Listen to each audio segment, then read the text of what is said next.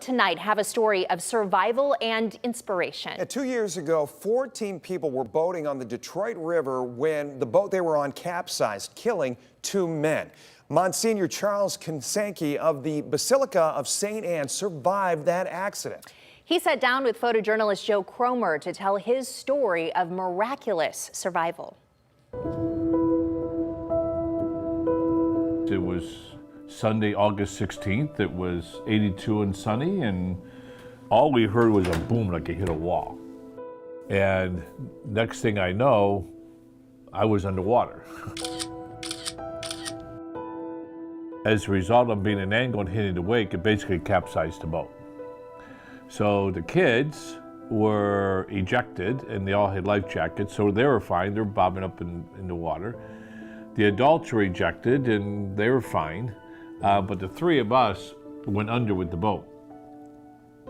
As a swimmer, or I should say former swimmer, as a former swimmer, as soon as my cheek hit water, instinctively, without thinking, I held my breath. I knew I had to swim to the surface.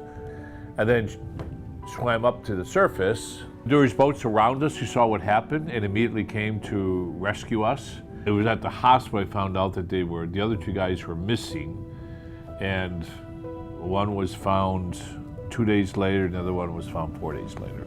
Pastor I knew well.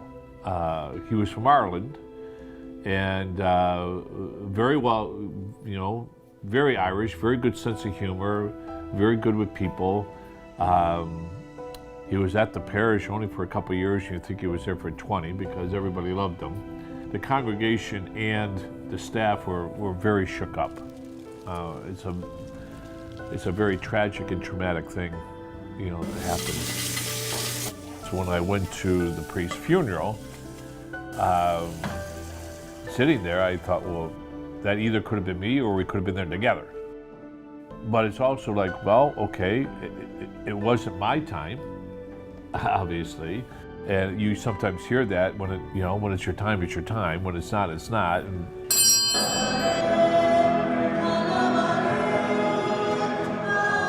it does cause you to reflect on how fragile life is, how things can change in seconds.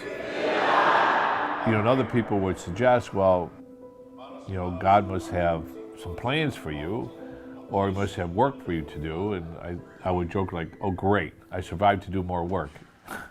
And I said, well, no, I didn't mean it that way. So it was just an attempt at humor. But I realized more strongly that each day is a gift. Also, not to take the people that you love for granted.